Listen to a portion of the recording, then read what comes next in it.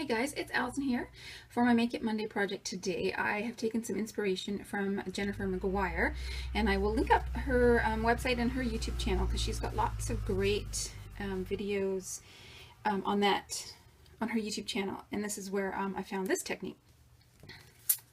I made up this card, and the technique I want to share with you is how I got this background. And you might have heard of it before, you might even have done it before, and I'd heard of it before and tried it before, but I had real success after watching Jennifer McGuire's videos on this, so I will link up those as well. So basically, this is an embossing folder. I don't know if you can see the texture on that or not. I'm not really sure if that's coming up, but it is. Let's see if I can find it here. It is just this one from my Stampin' Up! Days. And to get the two-toned effect, I have used two different colors of inks. Jennifer McGuire uses some distress inks and other types of inks. What I have in my stash is a whole lot of Stampin' Up! Inks from my demonstrator days. So I used these two inks to create this card. And I'm going to demonstrate how I did this, but I'm going to use different colors. Just for your edification, I guess. I tried it with two different colors, like not two different shades of in the same color family, but two completely different colors. And I don't love it as much. These are the Simon Says Stamp inks that I got in a recent card kit.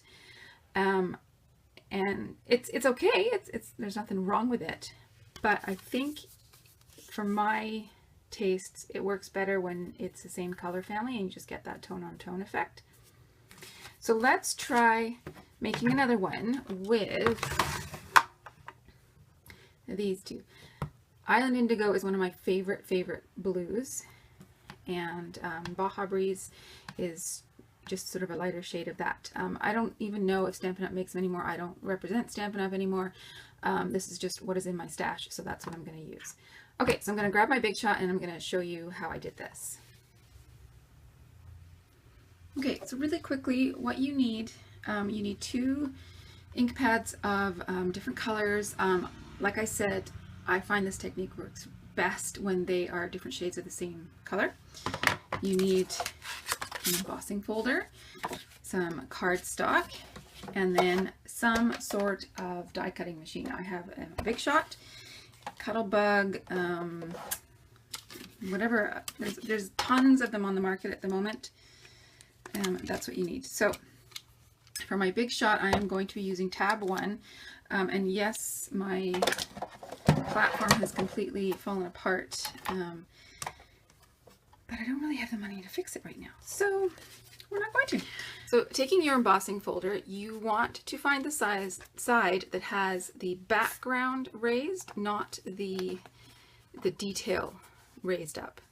And this is where you're going to apply your lighter shade of ink. So that in this case, this is my Baja Breeze, and I am simply going to rub it over the whole folder.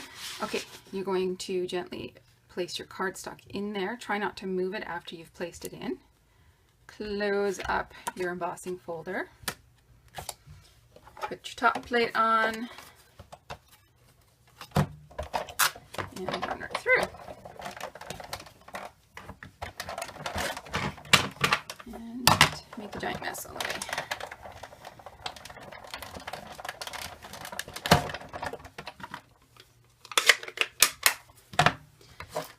So when you pull it out, what you should get is the ink is now in the recessed areas.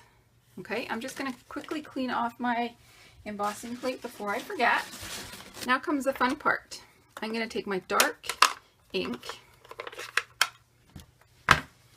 and I am very gently going to rub it over top. I'm not going to press down because I don't want to get the dark ink into the recessed areas where the light ink is. So I'm just going to rub it over top. Again, I'm not worried about the outside because I'm going to be die cutting this.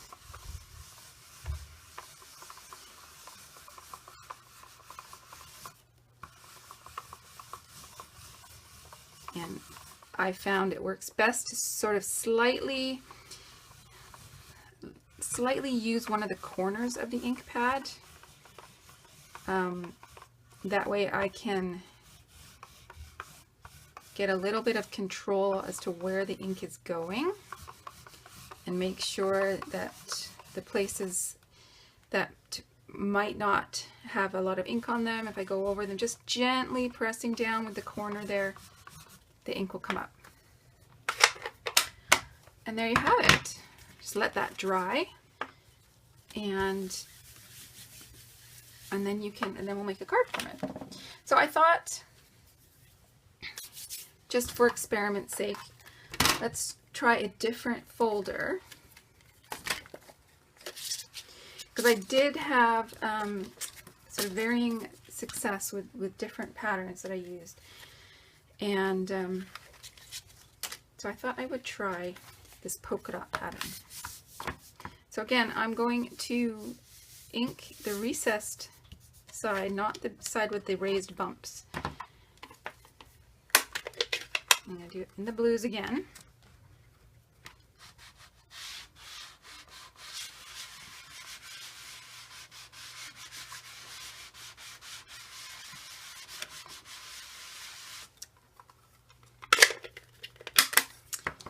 Another scrap piece of cardstock. I happen to have a whole bunch just at the side of my desk here.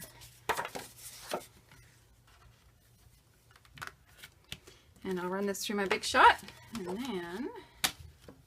and that on its own is quite lovely. And I actually really like the sort of textured look you get there where the ink is faded in the middle there. But let's see what it looks like with a bit of the dark. See, depending on your pattern, you have to be quite gentle.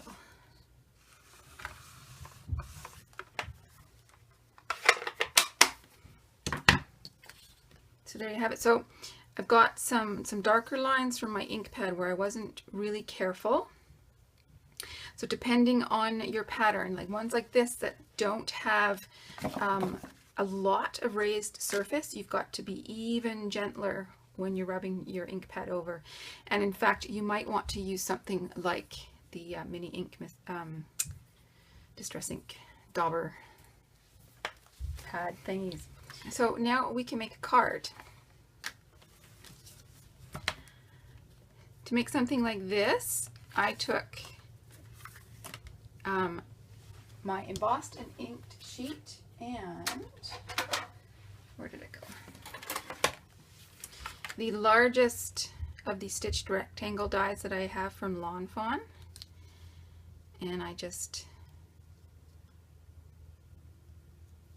place it. This will cut a piece of paper the exact size of an A2 card, which is 5.5 by 4.25. And I'm not sure if it'll show up. Maybe you can see a little stitched edge there. It just gives a little bit more detail to the card. So I'm just, I happen to have this one sitting next to me here. I'm just going to attach this card front to it. This was a card that I had obviously messed up on, and had to remove the card front. So there's a little bit of damage around the edge, but because this is cut to the exact same size, I'll be able to cover up that damage and nobody will ever know. It'll be our little secret.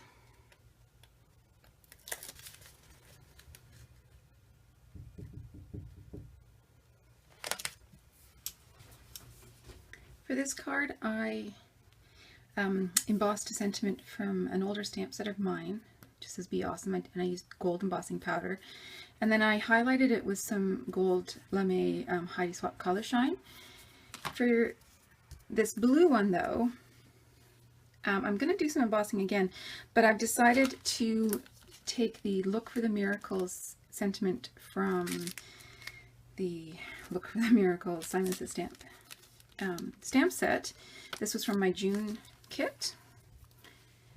And I am going to use some of that same pink vellum.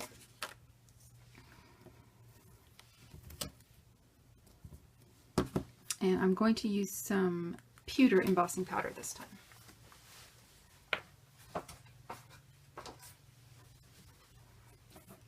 So first I'm going to rub my little powder tool over my vellum so that my embossing, so that my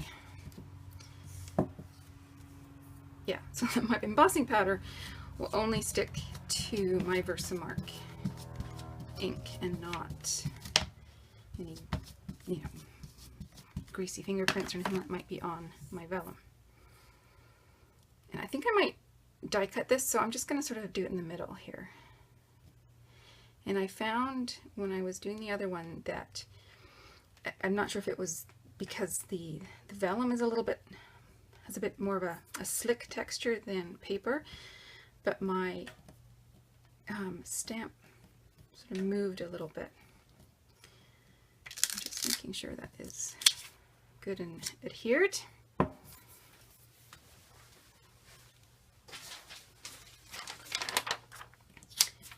Get a scrap piece of paper, sprinkle my embossing powder on.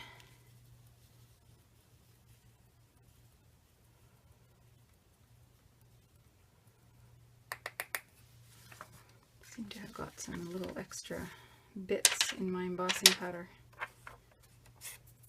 Any parts like that I can just use my finger to wipe off. I'm going to put this back in my container.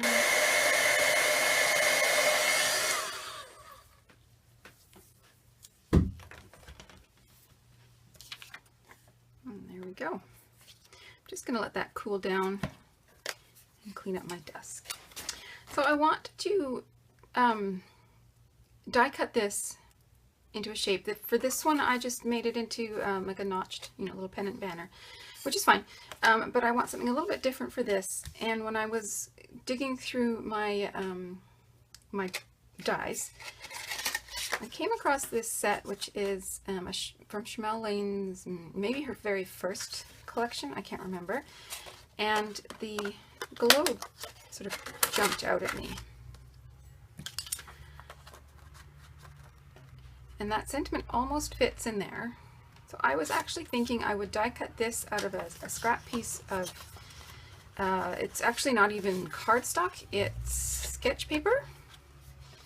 And then have the sentiment over top slightly larger. So let's see how that will look. All right, I've got my pieces die cut. And now I'm just trying to figure out how I want them to sort of be on the card.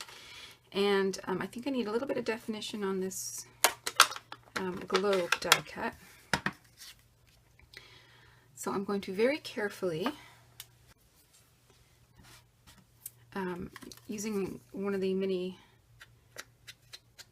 sponge dabbers,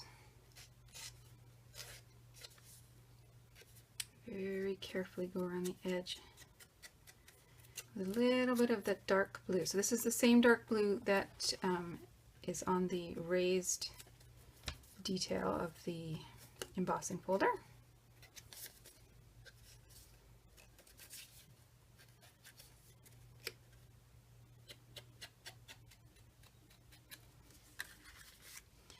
I think I'll do the same for the vellum.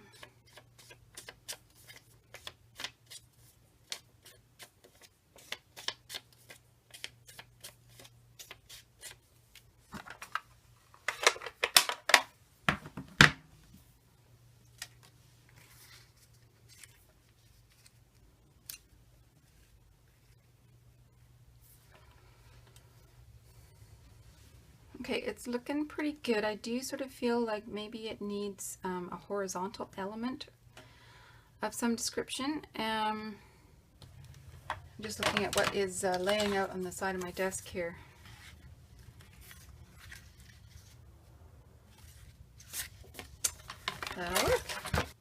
Okay, I'm putting teeny tiny little bits of glue on the back of my vellum behind the embossing. So if I'm careful enough, I should be able to adhere this so it stays, but also hide the glue. That's a great thing about using an embossing powder.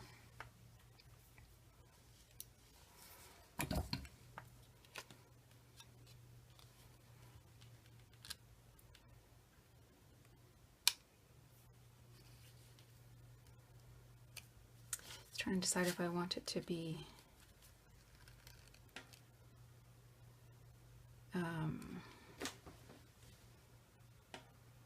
straight to the card or straight to the globe. Yeah, no, I think I like it straight to the card. So I've probably just made a mess of the back with my adhesive, but oh well. And now I will find something to just hold that down while the glue dries. Okay, so now we have 2 cards using that tone-on-tone embossing with ink background. Hope you enjoyed this today, and if you make one of these, send me a link. I'd love to check it out. Thanks guys, bye.